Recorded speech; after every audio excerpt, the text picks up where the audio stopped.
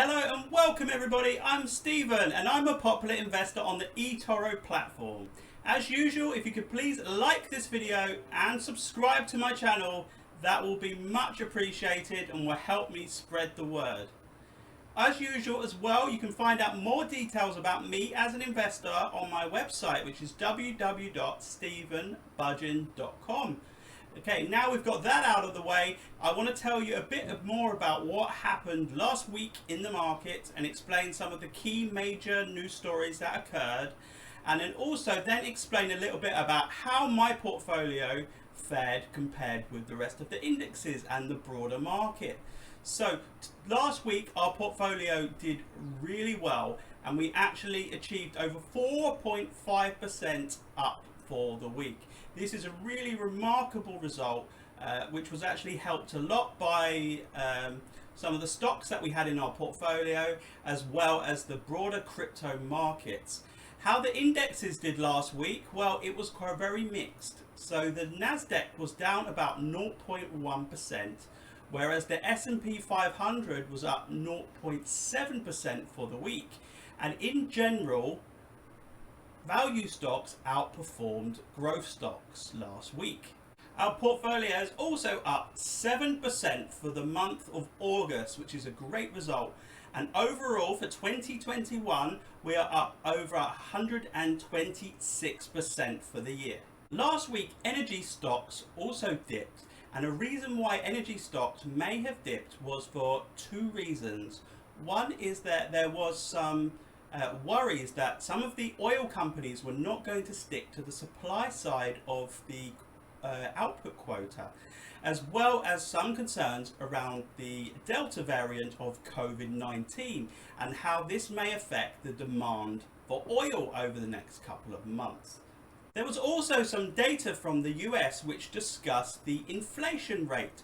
So as we know, this has been a hot topic in 2021 as inflation has continued to go up.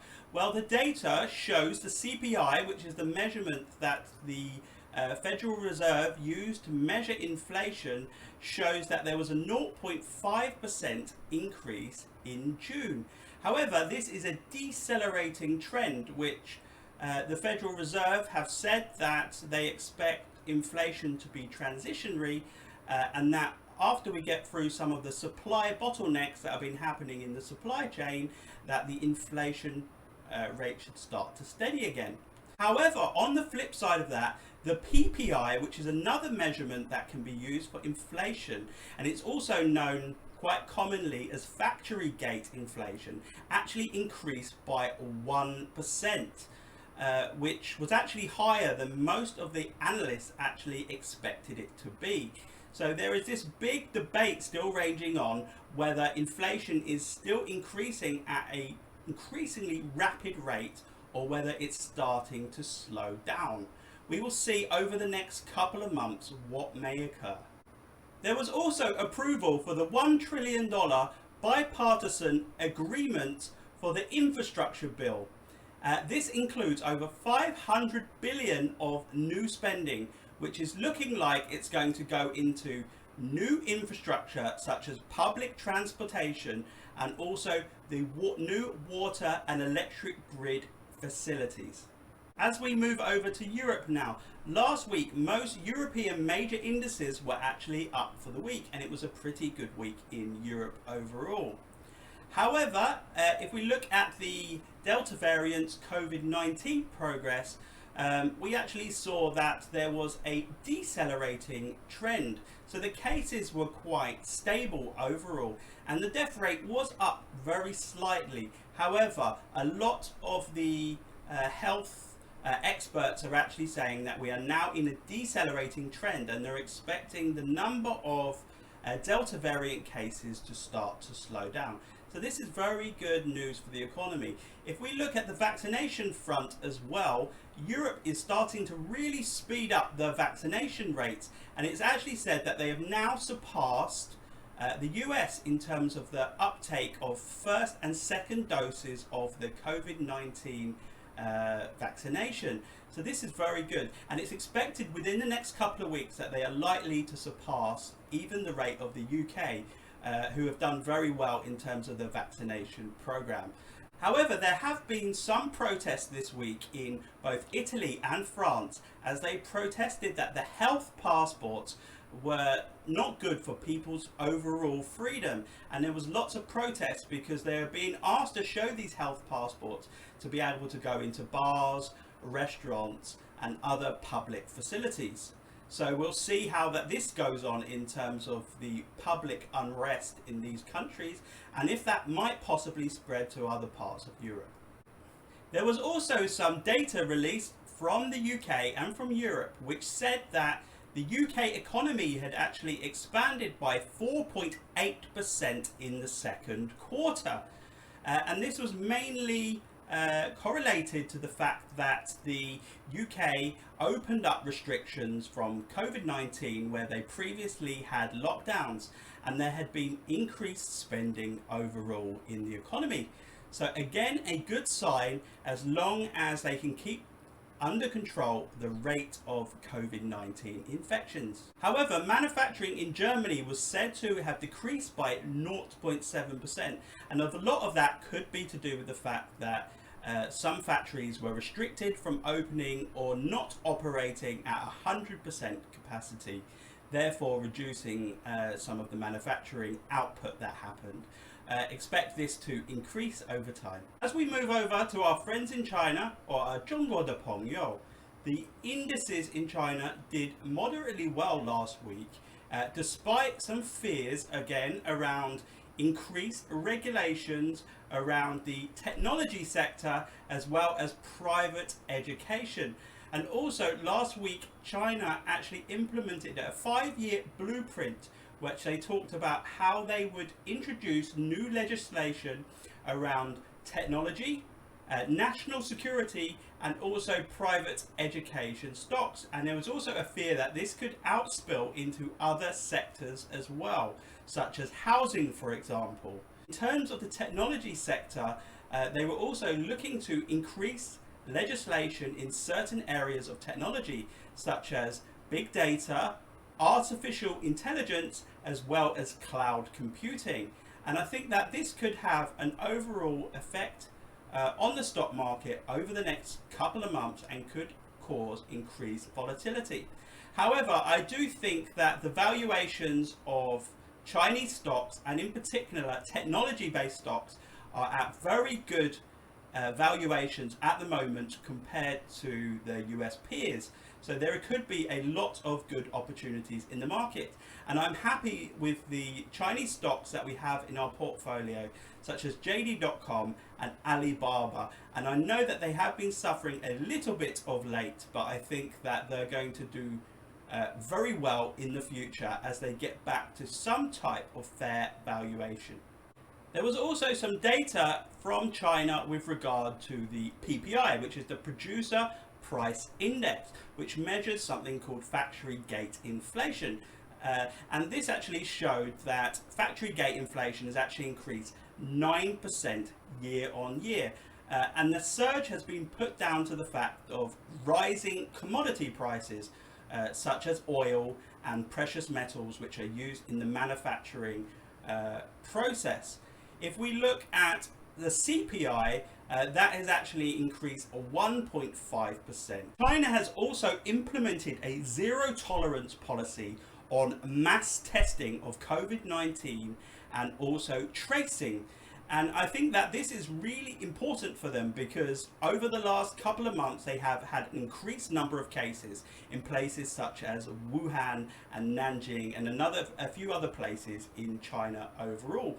Although the cases are starting to level out now and are starting to improve overall as a trend, China are very determined to make sure that they test as many people as possible to ensure that they have COVID-19 under control. And in these key COVID hotspot areas, they have actually tested over 90 million people, which shows that the Beijing and the government are taking this very seriously. China also released some data as well, which said that they had increased over 2.38 million jobs in terms of the manufacturing sector, but they actually lost over 9.1 million jobs in the service sector overall last year.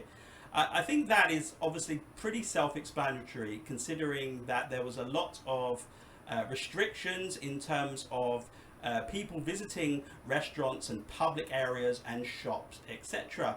However, I think that this number is very much likely to improve towards the end of 2021 and also 2022, as people have a lot more freedom and there is a lot of pent-up demand for these services. As we move on to the top 3 performing stocks of last week, in number 1 was again a company called 𝗁𝗁𝗲, and 𝗁𝗁𝗲 has been bouncing up and down quite regularly for the last month or so. And the reason being is that in China, as I've mentioned, there was a lot of increased cases in terms of COVID-19, and this has actually stopped a lot of business people as well as regular everyday people in China to frequent the restaurants a lot less. And 𝗁𝗁𝗲 is a hot pot restaurant which is around China and also internationally. However, as I mentioned, they are increasing the number of tests that they're having in China, and the cases are starting to level out, and it is expected that they're going to start to do people are going to start visiting restaurants again, and I think we should see a nice price increase in the stock because it did get very undervalued. So the stock rose 13.74% last week. The second best performing stock in our portfolio last week was 𝗂𝗁𝗲, which is a financial services company and insurance company, which actually rose 4.75% last week. And the third best performing stock in our portfolio last week was 𝗁𝗶𝗀𝗀𝗃𝗀, which we all know is a pharmaceutical company which is actually listed in the UK, and that rose 3.75% last week. So I've also added a new stock to our portfolio this week, and this is a company called Sofi Technology. And what Sofi is, it's a fintech platform which allows you to be able to take out such things as home loans, personal loans, as well as refinance such things as student debt.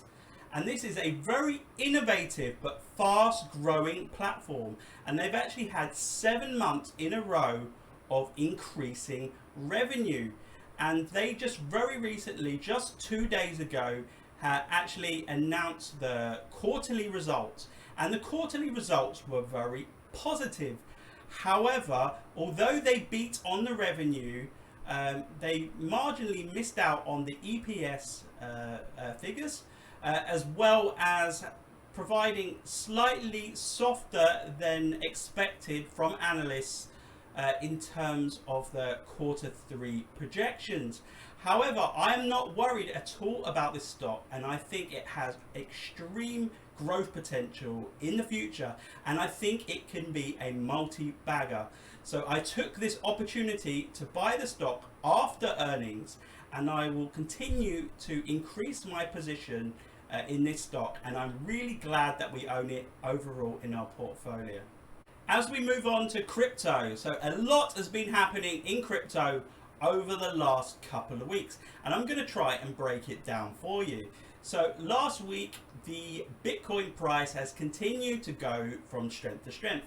So as you can remember, as I said in our video last week, we broke that key resistance area of about 42,000 and have continued to go up over the last week or so.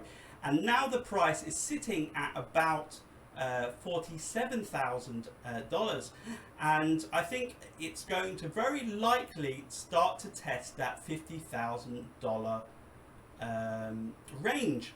And as I've mentioned before, there are a lot of reasons behind this, such as there's a lot of institutional interest, which I've mentioned before, and there's a lot of over-the-counter trades that have actually been occurring. And I'm expecting over the next couple of weeks for us to see more announcements that hedge funds and institutions and corporate companies have started buying into Bitcoin. The other things that have happened, as I mentioned before, is that miners are aggressively accumulating their Bitcoin. So in May and June, they may have been selling some of their Bitcoin in terms of the Chinese miners being able to relocate into other locations, but they are now firmly hodling Bitcoin. And this is very good because they're putting this on their balance sheet and they're paying for the normal capex costs in terms of taking out cheap financing and being able to fund their operations that way. So there is no reason for them to be selling their Bitcoin. So this is very good for the Bitcoin price because there are going to be less sellers overall in the market in general. We've also seen a massive increase in the rates of Ethereum, and Ethereum has increased a lot this week again, and Ethereum is currently sitting at about $3,300, and there's a lot of interest, as I mentioned before, in DeFi, which is decentralized finance, in which a lot of these decentralized finance assets are actually sitting on top of the Ethereum blockchain. The other thing that's really exploded the last couple of weeks is something called NFTs, which stands for non-fungible tokens. And what this is basically, it is digital art, and people are actually owning these digital art as a unique piece, and they're actually selling these NFTs on the open market. And the majority of these are actually operating on the Ethereum blockchain. The other thing that's actually happened this week is we've seen a huge run up in the price of Cardano again. And as we know, Cardano has had amazing 2020 and now an amazing 2021 after the last dip in May and June. But the run up has been very rapid over the last week. And the reason behind this is that Charles Hoskinson, who is the actual founder of Cardano, has actually outlined in a live Q&A that smart contracts are due to go live on the Cardano blockchain in September. So this is a really good update for people in the Cardano ecosystem, and is going to bring a lot of use cases in the future. So this week there was also a hack in the Poly network, and what the Poly network basically is, it's a cross bridge for you to be able to transact and conduct DeFi related services on a number of different tokens, such as the Ethereum network and Matic, for example. So $600 million was actually stolen in the case there was an actual bug in the Poly network, and this was exploited by the hacker. However, just 24 hours later, it was actually announced that the hacker had actually negotiated with Poly and had actually provided a lot of that money back to the network as a whole in terms of the tokens that were actually stolen. However, this didn't have much effect on the price at the time. And although we saw a short dip, I think that this was a good sign that the health overall of crypto is very good and the sentiment is very high at the moment. Because what we tend to see in these types of situations is that when the sentiment is overall bullish and some bad news happens in the market, you do have some effect, but it tends to be shallower and a lot shorter in nature before you see another rise up. And that is exactly what has happened. So I consider this as a bullish trend. A lot of people have also been asking me about the infrastructure bill and how that will affect crypto overall. So I will try and break this down very quickly in terms of this video. So recently, when they were actually releasing the infrastructure bill, there was actually a section of that infrastructure bill which was focused around crypto. And what they were basically saying is that they want to excessively tax crypto in the US, and then people are going to have to declare the fact that they own crypto.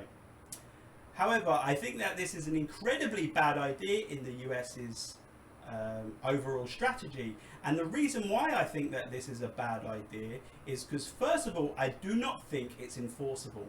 So I don't think that all US citizens are actually going to be declaring as soon as they buy crypto assets. So I don't think it's a particularly enforceable law. The other thing is, I also expect it to actually affect the overall innovation in the US and the leadership in terms of crypto innovation. And I think you're likely to see more and more exchanges moving over to other jurisdictions and crypto friendly regulation countries around the world. So I think that this won't really overall affect the prices of crypto in the long term, but I think it's going to reduce some of the competitiveness of US companies in the crypto industry as a whole. So I wanted to explain a little bit more about my overall crypto strategy, because I understand that a lot of you would have been with me for quite a lot of time and copying me. So I thank you a lot for that. However, for some of the new copyers, I wanted to again explain my overall strategy. So what I have is two types of strategy. So one, which is the majority of my strategy, is actually core crypto positions. And these are core crypto positions that I'm very bullish on the project overall as a whole, and I will continue to keep a significant allocation in these assets. The second part of my strategy is to take advantage of volatility. And we all know there is a lot of volatility overall in crypto. So I take a lot of these opportunities to do lots of short-term trades, which are quite regular, but I look to take a small amount of profits. And the reason why I do this is I want to manage the amount of time and the overexposure to these assets. This has served me very well over the last kind of 2 years or so. And I think it's really good that we are able to have a long-term strategy and a short-term strategy to kind of smooth out some of that volatility from month to month. So in terms of my core positions, again, I plan to hold them mostly for the long term. However, what I do as the cycle actually evolves and as the prices of crypto start to increase, I start to take profit and trim some of these positions. So I have already started to do that a little bit on positions such as Cardano, which has increased a lot over the last week. But as some of our other positions, such as Ethereum and Bitcoin, start to hit all-time highs again, I'm going to trim those positions slightly, and I will diversify into other areas such as stocks. That doesn't mean that I'm not bullish on the overall future of cryptocurrency, and I'm actually expecting 2021, the end of 2021, to actually be a blockbuster period for crypto. And I've mentioned it before, and I've been spoken on record that I expect the Bitcoin price to hit over $100,000. However, it's very important that we manage risk, and that is why I trim positions when we are in a position of strength. So if we have any pullbacks in the market, it will not affect our portfolio as much. So overall, I've achieved really good results this year, and have actually increased our portfolio by 124% overall for the year. However, I understand that many people have joined me at different times in the year, and hopefully more and more of you should now be in profit overall on your copies. And for the ones that are not yet, I think that we are getting a lot closer to that. So obviously in May and June, with the crypto pullback, we had a pullback overall in our portfolio, which I think we managed very well. However, the momentum is now back with us, and we've managed to have a moderate gain in August and a very good gain so far in August. And I think that the sentiment is very good. And as I mentioned, I expect our stock portfolio and also our crypto portfolio to do very well towards the end of 2021. But what I wanted to say really is I plan to stay really consistent in my communication, whether we are having a good month or we're having a bad month. I don't want anything to change, and I'm going to continue to answer your questions, release analyst posts, do videos, and work really hard for you in order to make you feel really comfortable overall in your copy, and also take you on that overall journey with me. So it's something that I promise, the fact that I will keep communication as consistent as I possibly can. And I look forward to having a really great end to 2021 with you. So as usual, if you have any questions, then please do not hesitate to let me know in the comments below. And also, please sign up for our community group in Discord. We have a rapidly growing bees community in our Discord group, in which we have some really amazing discussions overall with the group. So if you want to find that invitation to our Discord group, then please look below in the overall description of this video below, and there is an invitation there in which you can join.